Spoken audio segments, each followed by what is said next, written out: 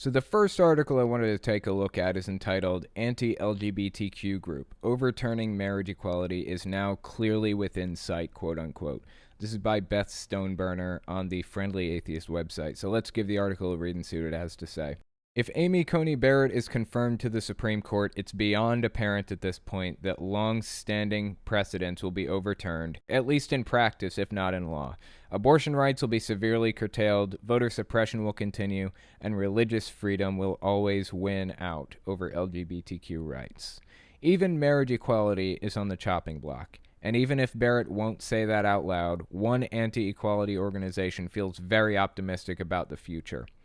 The National Organization for Marriage sent a message to supporters urging them to support Barrett's confirmation because it would lead to the overturning of same-sex marriage. I guess the acronym or abbreviation for this organization is NOM, which is so sad because I love that term, NOM. Anyways, NOM, National Organization for Marriage, had this to say, quote, when the U.S. Supreme Court illegitimately redefined marriage in 2015 with their anti-constitutional ruling in the Obergefell case, NOM, which is National Organization for Marriage, vowed to work every day to overturn that decision. People said we were crazy to think it was possible. We were mocked and ridiculed by LGBT activists for even suggesting that the Supreme Court would ever reverse their ruling imposing gay marriage. Regardless, NOM pressed on, and now the supposedly unthinkable is clearly within sight. They don't think we're crazy any longer. Okay, let me point something out here. I seriously doubt any LGBT activists, maybe a couple of fringe cases, felt that it was ridiculous to think that this could be overturned.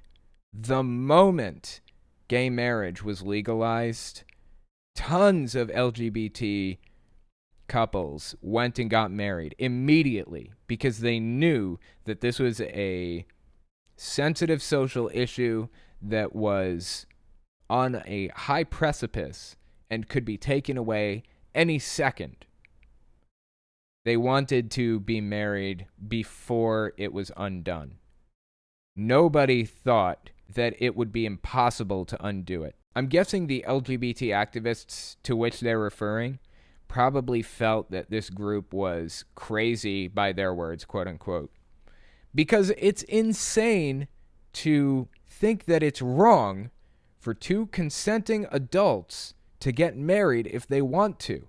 What is so wrong with this? They talk about government regulation, government overreach, and all of this libertarian ideal stuff Republicans do and conservatives. Up until the moment they want to control your life, then they drop all of those ideals. Forget they even mentioned them. Grover Norquist famously said he wanted government so small that you could drown it in a bathtub. All that goes out the window the moment they want to control a part of your life. All that goes out the window the moment they want to prevent you from marrying the person that you love. It's the deepest hypocrisy. And it doesn't come as a surprise to me, as I'm sure it doesn't come as a surprise to a lot of listeners. They are small government until the moment they're not anymore. Anyway, let's continue reading the article. The note from National Organization for Marriage, the last line said, they don't think we're crazy any longer. This is Beth Stoneburner speaking now. That last line is up for debate. Even if you believe that same-sex marriages are sinful, it's not hard to understand how disastrous it would be to families, kids, nationwide, if those marriages were severed by the government. Overturning marriage equality could mean that adoptive gay parents lose custody of children they may have raised since birth. It could prevent people from visiting their loved ones in a hospital, a problem that was very much real before the Obergefell ruling. They don't give a shit. They don't give a shit. None of that matters to them.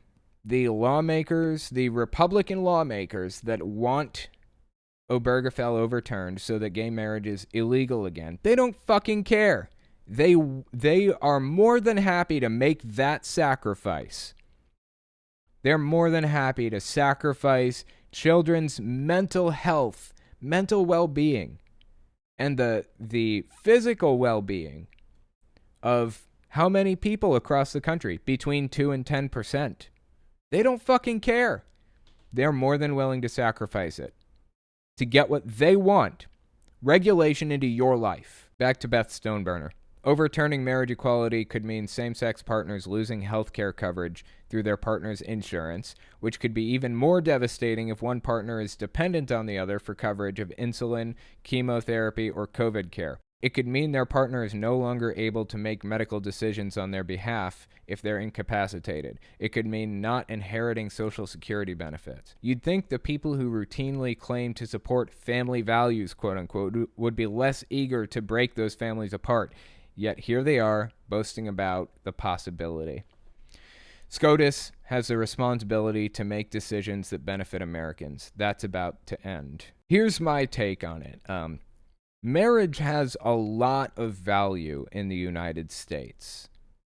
You get a lot of benefits by being married to somebody. You get the healthcare benefit. You know, there are a lot of protections in place. You can make decisions for your spouse. You get Social Security benefits, so on and so forth. A ton of benefits to being married. But as far as I'm concerned, marriage is just a legal contract more than anything else. I don't need to tell the government that I love somebody to make that official. I can control my love life just fine without the government being involved. When I was 18 years old, I actually got married to somebody as a kid because I didn't want to be living in sin anymore. I felt like I was living in sin by being with somebody and not being married to them. So I married them so that I could have a chance of becoming a Jehovah's Witness again after I'd already gotten disfellowshipped. Biggest mistake of my life. It was a stupid fucking mistake to get married like that. At such a young age. Lucky for me, my spouse and myself have come to an understanding that we don't hate each other. We were just stupid kids making stupid decisions at the time, and we can come together and work together now. We don't hate each other and we can work together. So, lucky for me, I married somebody who wasn't completely insane. So now I take care of Kylie. She lives with me, and there's no fighting or drama or anything over anything at all. But if she wanted to cause drama, she could ruin my fucking life. She has the capability. She has the knife in her hand. Getting married to somebody is like handing a knife to the other person and handing a knife to the government and then turning around and facing the other direction. That's what marriage is, basically. Now, I would get married again. I would do it again because there are a lot of benefits to it, obviously, as we've talked about in this article.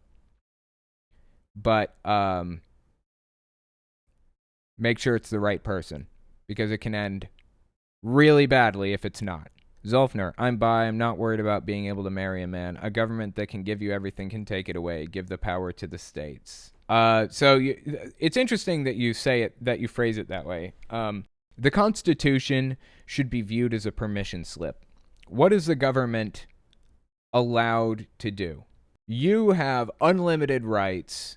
The government has no rights in the ideal world, right? That's the setup that we have right now. Government has no rights. You have unlimited.